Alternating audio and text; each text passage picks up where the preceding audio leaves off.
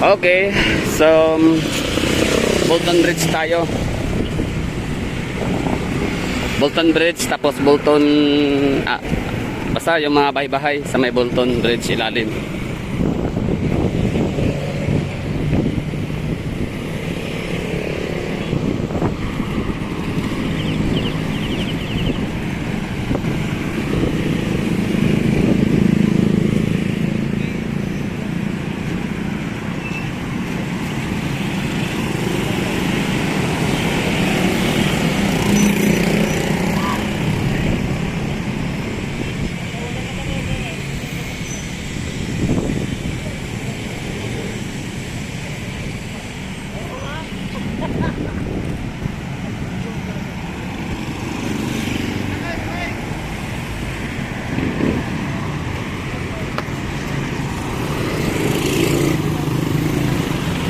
May mga housing pa ito, may mga bahay-bahay na, so tingnan natin kung anong meron dito. Okay.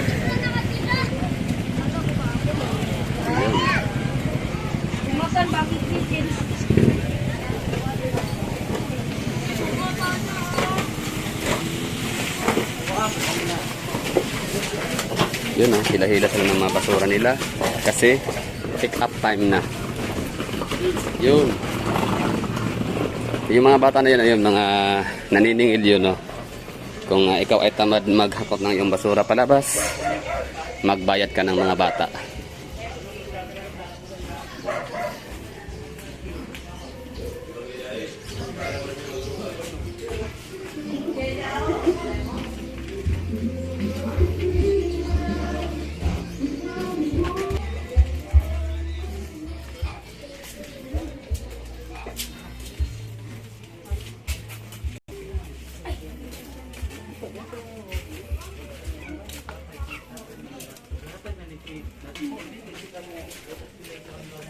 Yun, parang pasikip na ng pasikip, ng padilim na ng padilim, no? So parang dead end yata siya. So okay, back out.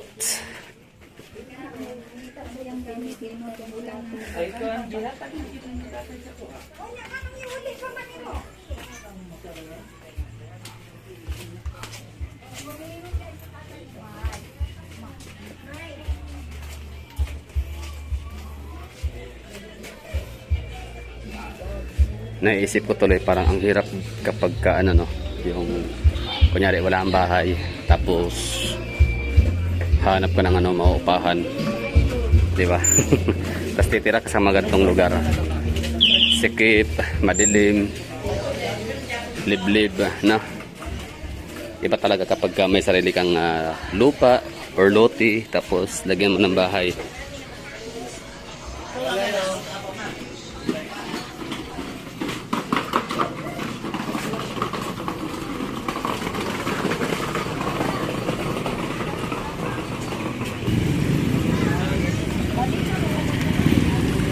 So wala kang choice, no?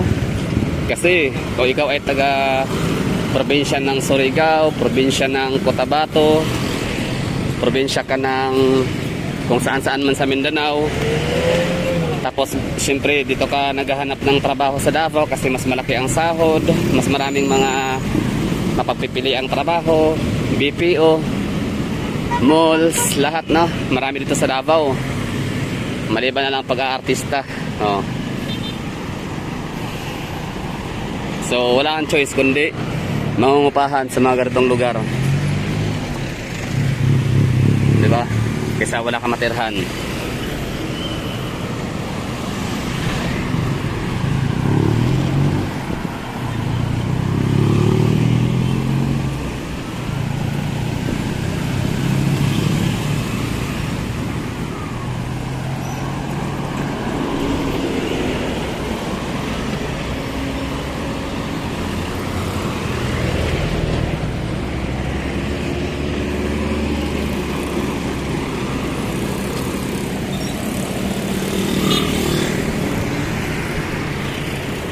Ayan,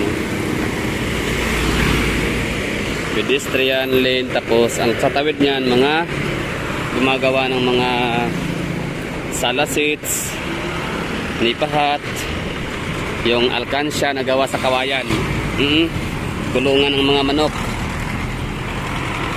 So kung gusto nyo maghanap ng mabibilhan ng mga kulungan ng manok, dito lang sa may Quimpo Boulevard, sa may Bolton Bridge.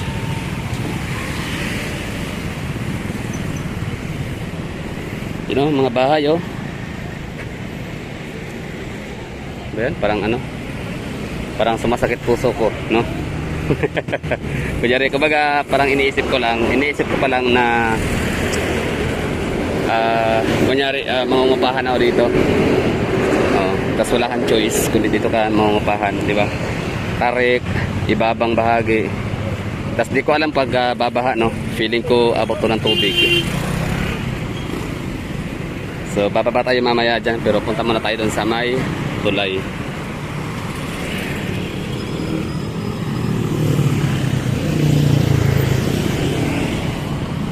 Yun, traffic, no?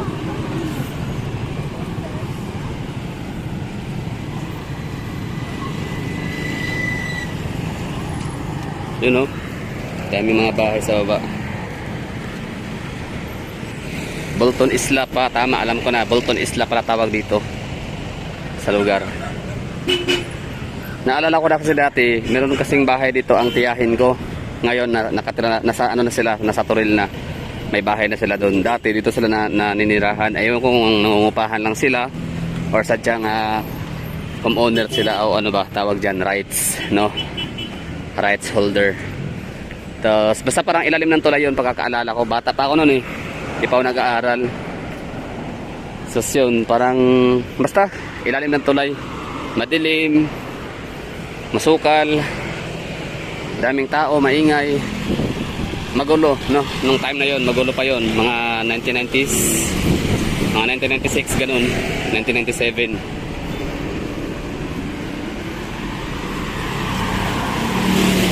Police station outpost. Oh, dito yung nasunog.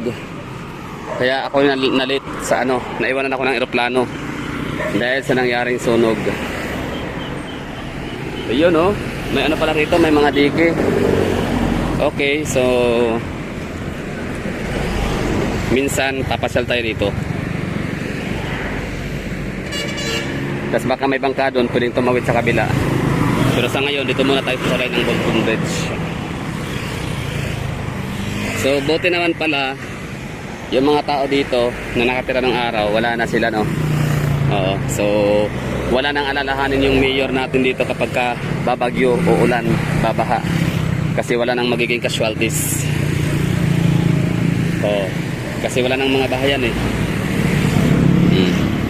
Hindi kaya ng araw, marami.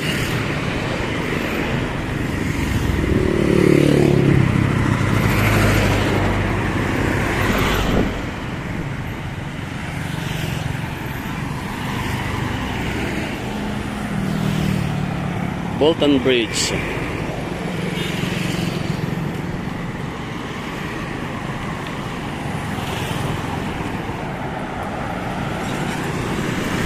Ito na yung Davao River.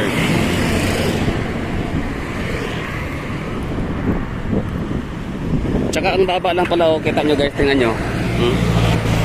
Diba? Hanggang tuhod lang yung ano, hanggang tuhod ko lang siya. Itong barrier, hanggang tuhod lang. So napakadelikado pala dito kung may maglalakad na lasing, no, pwedeng mahulog, nakatakot. No, so sana, no, gawan to ng paraan, lagyan ng ano sa harang, bakod, ganyan, grills. Kasi di talaga maiwasan, no. Kunyari may tarantado, loko-loko, walang magawa sa buhay. Tapos pagtitripan ka na habang nakadaan ka dito, tapos nung nakasalubong mo bigla kang itulak, di ba? Hulog, patay, di ba? Oh. Okay lang kung talagang ano, yung magpapakamatay lang kasi maraming problema. So wala siyang idadamay na iba, sarili niya lang. Oh. Okay lang 'yun. What if kung talagang ano, problemado, loko-loko. Tapos may naglalakad na bata, estudyante, buntis, matanda, o babaeng walang kalaban-laban, di ba? Tapos biglang itulak. Oh. So kawawa. So sana magawan to ng paraan, no? Ibig kong sabihin na masilip yung nakaambang panganib dito sa lugar, dito sa Bolton Bridge. Yan sa traffic, no? Siyempre, causes ng traffic nito is galing doon sa may intersection ng Ecoland, Sandawa, and Quipo Boulevard.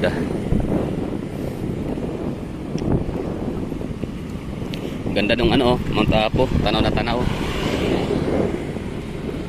Yan, oh. Mount Apo. Yan lang, tapos Agro Industrial College Soccer Field. Tapos ito naman yung di ko alam kung anong lugar yan. Basta minsan punta ako dyan.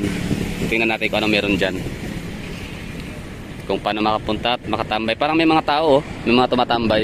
So sa mga taga Ecoland, no? Sino nakakaalam dyan? Paano makapunta dyan? Anong meron dyan?